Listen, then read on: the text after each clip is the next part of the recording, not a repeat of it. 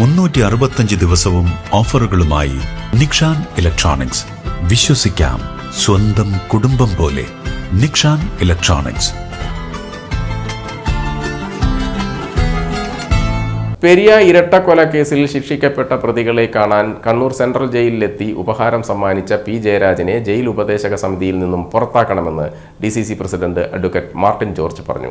CPM നേതാവെന്ന നിലയിൽ P ജയരാജന് ജയിലിലായ ക്രിമിനലുകളെ അഭിവാദ്യം ചെയ്യാനെത്താം. എന്നാൽ ജയിൽ ഉപദേശക സമിതി അംഗമെന്ന ഔദ്യോഗിക ചുമതല വഹിച്ച് ശിക്ഷിക്കപ്പെട്ട പ്രതികളെ അഭിവാദ്യം ചെയ്യാനെത്തിയത് ഒരിക്കലും നീതീകരിക്കാനാവില്ല.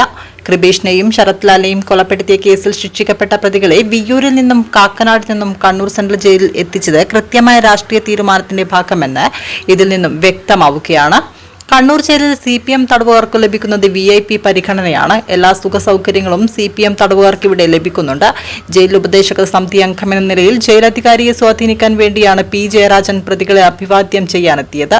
CBI കോടതി ഇരട്ട ജീവപര്യന്തം ശിക്ഷ വിധിച്ച ക്രിമിനലുകൾക്കടക്കം VIP പരിഗണന നൽകാനുള്ള ഈ ജയിൽ മാറ്റം നീതിന്യായ വ്യവസ്ഥയെ തന്നെ വെല്ലുവിളിക്കുന്നതാണ്. ജയിൽ കാണിച്ച് കമ്മ്യൂണിസ്റ്റുകാരെ വിരട്ടേണ്ടെന്ന പി ജയരാജന്റെ പ്രതികരണം കൊലയാളികളെ ന്യായീകരിക്കുന്നതിന് തുല്യമാണ്. ജയിൽ ഉപദേശക സമിതി അംഗമെന്ന സ്ഥാനം രാഷ്ട്രീയ താൽപര്യങ്ങൾക്ക് ദുരുപയോഗം ചെയ്യുന്ന പി ജയരാജനെ ആ സ്ഥാനത്ത് തുടരാൻ അനുവദിക്കുന്നത് കോടതിയോടും നീതിന്യായ സംവിധാനത്തോടുമുള്ള അവഹേളനമാണെന്നും മാർട്ടിൻ ജോർജ് പറഞ്ഞു.